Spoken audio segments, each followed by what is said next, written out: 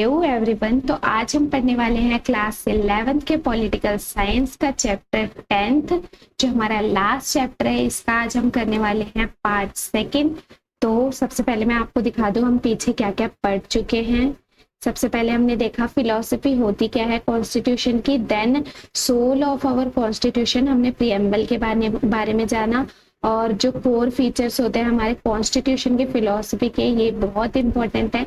ठीक है, देन हमने इंडिविजुअल फ्रीडम देखी कि कैसे दी जाती है हमारे कॉन्स्टिट्यूशन के द्वारा, सोशल जस्टिस कैसे दिया जाता है हमारे कॉन्स्टिट्यूशन के द्वारा। आज हम पढ़ने वाले हैं सेक्युलरिज्म, मतलब सभी रिलीजन को इक्वल रिस्पेक्ट देता है हमारा देश।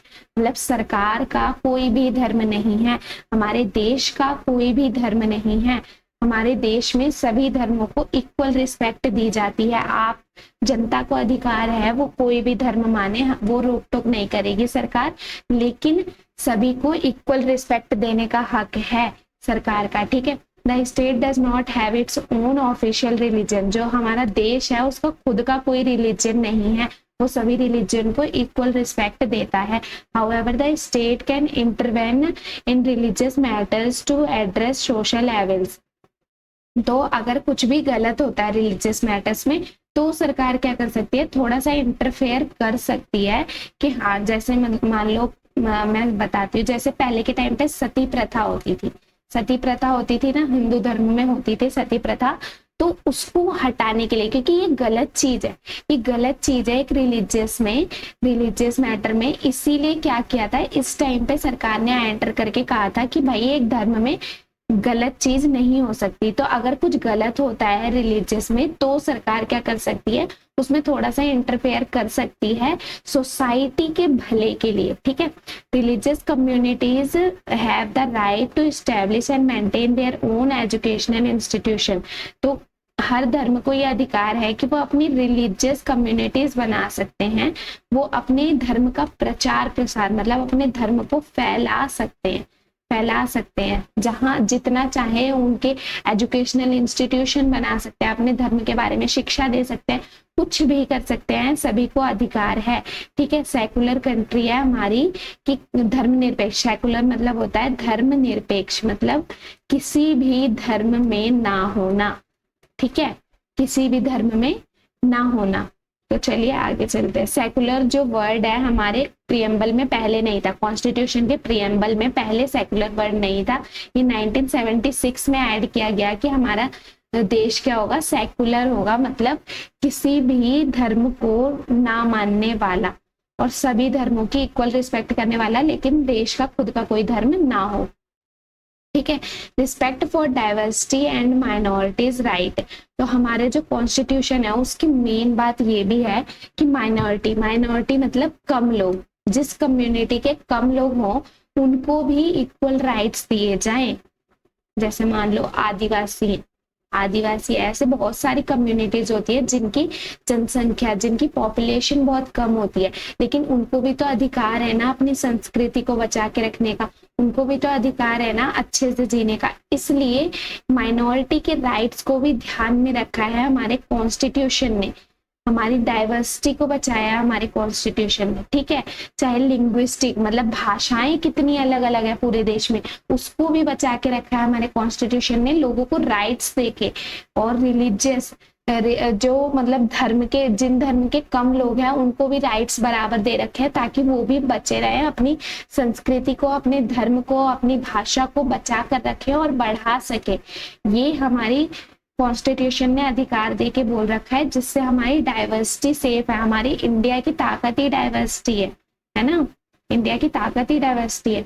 हमारा जो कॉन्स्टिट्यूशन है वो सिर्फ एक सिंगल कम्युनिटी को सारे अधिकार नहीं देता, वो सभी को फ्री अधिकार, सभी को रिस्पेक्ट करता है। ठीक है, चाहे वो छोटे हो कम्युनिटी हो, चाहे वो कितनी भी बड़ी कम्युनिटी हो, किसी के साथ भेदभाव नहीं करता, और कल्चरल आइडेंटिटी सभी को एक जैसी देता है कि सभी लोग अपनी कल्चर को बचाकर रख सकते हैं।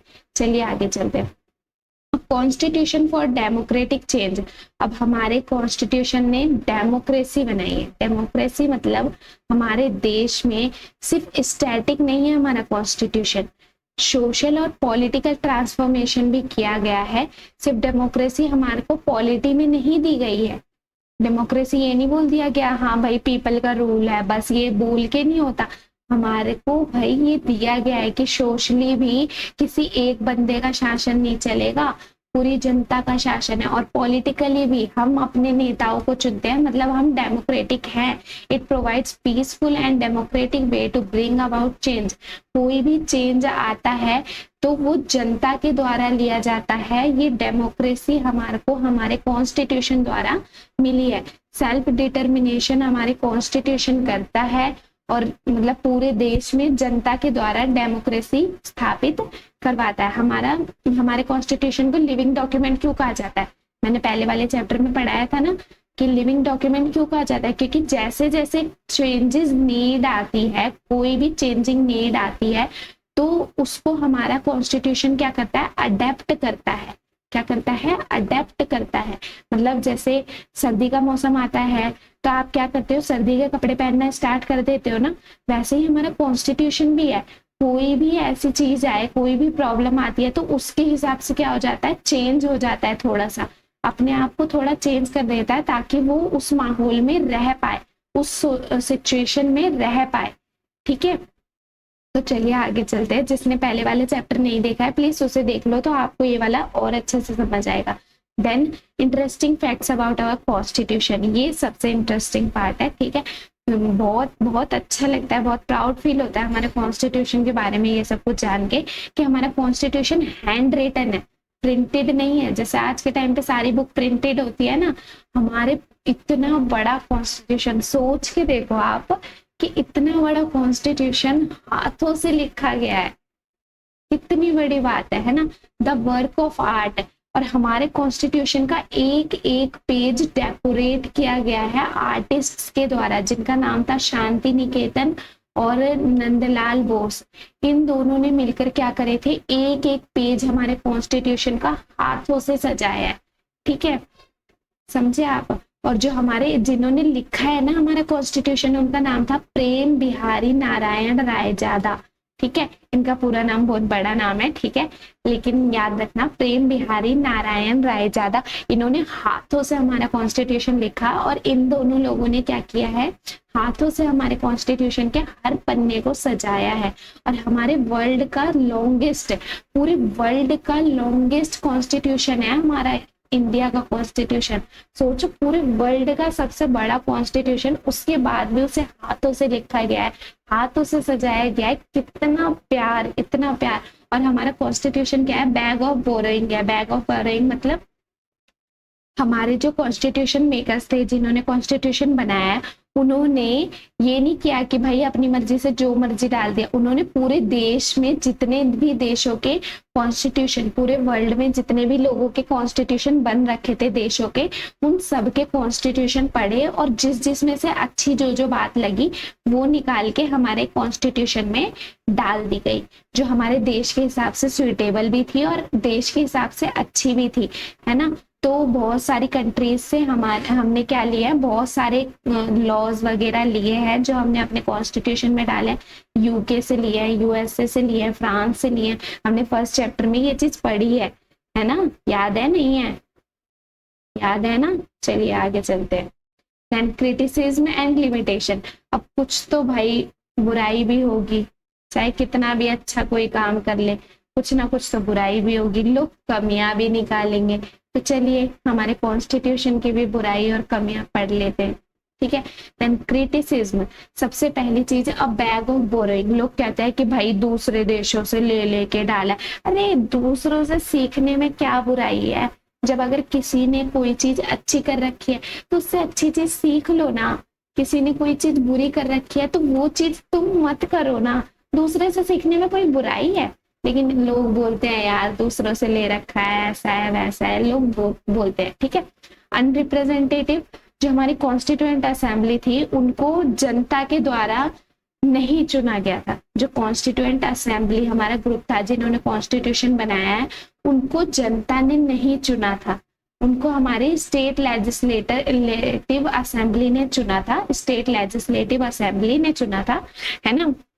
उनको जनता ने नहीं चुना था। इस बात पे भी लोग क्या कहते हैं कि भाई जनता ने तो चुना नहीं था, जिस मर्जी को उठा लिया तुमने, और उसने कॉन्स्टिट्यूशन बना के रख दिया। अरे भाई यार, ये भी तो देखो, उस टाइम पे हमारे देश की जनता को कुछ नहीं पता था, तो लॉ बनाने के लिए पहले कॉन्स्टिट्यूशन बनाना भी तो जरूरी था। देश की जनता पूरी अनपढ़ थी, सबको क्या करना था, सब कुछ सिखाना था, किसी को वोट वोट देना नहीं आता था, है ना। लेकिन कोई ये नहीं सोचता, तो चलिए ये भी मान लेते हैं। लोगों ने बोला भाई इधर उधर से टेपा है, उसके बाद लोगों ने माना कि भाई जिस मर्जी को उठा के बिठा दिया, लोगों ने तो चुना ही नहीं। अब लिमिटेशन, कमियां क्या बताते हैं लोग, ये भी देख लो। लोग बोलते हैं कि भाई इतना सब कुछ लॉ तो बना दिया इन लोगों ने, लेकिन अभी भी हमारे देश में क्या है, इनइक्वालिटी है। भाई ये तो देखो है कि अभी भी लोग बराबरी पे नहीं आ पाए हैं, लोग किसी को छोटा मानते हैं, किसी को बड़ा मानते हैं, ऐसे ऐसे मानते हैं, ठीक है। ऐसे ही है कि constitution sets out of the ideals but their realisation depends on the people and their representative. ये बोलते हैं कि कॉन्स्टिट्यूशन तो दे रखा है हमने, लेकिन जो सबसे ज्यादा होता है तो रिप्रेजेंटेटिव, मतलब जितने भी नेता खड़े हैं वो तो अपनी मर्जी से ही देश चलाते हैं। लेकिन भाई ये चीज गलत है, नहीं चलाते यार। कॉन्स्टिट्यूशन, रूल ऑफ लॉ हमारे देश में सबसे ऊपर है। रूल ऑफ लॉ क्या है, सबसे ऊपर है, मतलब कानून का शासन है, हमारे कॉन्स्टिट्यूशन का शासन है। कोई भी बंदा ऐसा नहीं है देश में जिसको पूरा अधिकार दे रखा हो वो अपनी तानाशाही चला ले, है ना। सब लोग रूल के हिसाब से ही चल रहे हैं, सब लोग लॉ के हिसाब से ही चल रहे हैं। तो चलिए आगे चलते हैं। अब कंक्लूजन हम पढ़ेंगे कि हमारा जो कॉन्स्टिट्यूशन है इसने डेमोक्रेसी इतनी अच्छे से कैसे बना रखी है।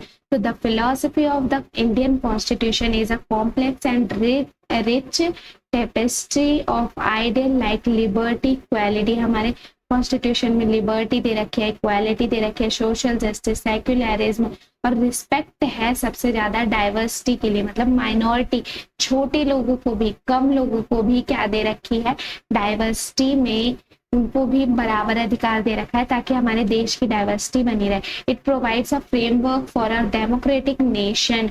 हमारे देश को डेमोक्रेटिक बनाने के लिए इन्होंने फ्रेमवर्क दे रखा है कि लोगों का ही शासन होगा, लोग ही चुनेंगे, जो भी सरकार बनेगी लोग ही चुनेंगे। Understanding this philosophy is crucial for every citizen to participate effectively. अब बताओ भाई, अब तुम तो यही बोलोगे ना, ये सब चीज हमें क्यों पढ़ाई जा रही है। लेकिन मैं बता दूं भाई, इंडिया के नागरिक तो हो, कुछ बनो या ना बनो, वैसे तो बनना भाई, इतनी पढ़ाई कर रहे हो, कुछ बनोगे नहीं, ठीक है। तो देखो, देश का अच्छा नागरिक बनने के लिए आपको अपने कॉन्स्टिट्यूशन के बारे में, देश के बारे में तो पता होना चाहिए ना। इसलिए आपको ये चैप्टर पढ़ाया जा रहा है कि हमें हमारे कॉन्स्टिट्यूशन में लिबर्टी दे रखी है, इक्वालिटी दे रखी है, सोशल जस्टिस दे रखा है, सेक्युलरिज्म दे रखा है, डाइवर्सिटी है हमारे इंडिया में। ये सब कुछ जानने के लिए आपको क्या पढ़ाया जा रहा है, ये चैप्टर, ये बुक पढ़ाई जा रही है। समझ आ गया, पढ़ लेना अच्छे से। तो चलिए आगे बढ़ते हैं। Thank you for watching this video. अच्छी लगी हो तो चैनल को सब्सक्राइब कर देना यार, जल्दी जल्दी सब्सक्राइब कर दो ना प्लीज, थोड़ा हम भी आगे बढ़े, मुझे भी अच्छा लगे, मुझे भी मोटिवेशन फील हो।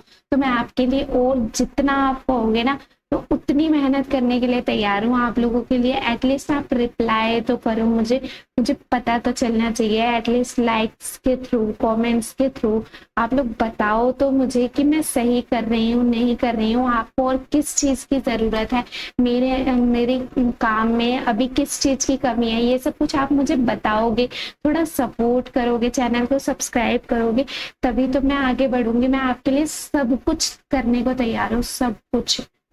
Please just support me. If you will support me, then I will do everything for you. What you want, everything you want, whatever you want, whatever concepts.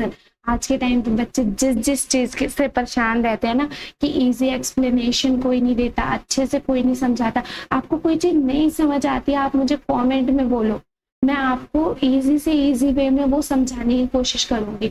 अगर मैंने किसी चीज की वीडियो डाली है, आपको वो नहीं समझ आया, then you can tell me in the comment section, then I will again make a video if I have any problem. मतलब अगर कोई भी गलती मुझसे हुई है तो मैं उसको सुधार के वो चीज आपके पास सही करके पहुंचाऊंगी। एटलीस्ट मुझे रिप्लाई तो करो, मुझे बताओ तो ठीक है, थैंक यू फॉर वॉचिंग।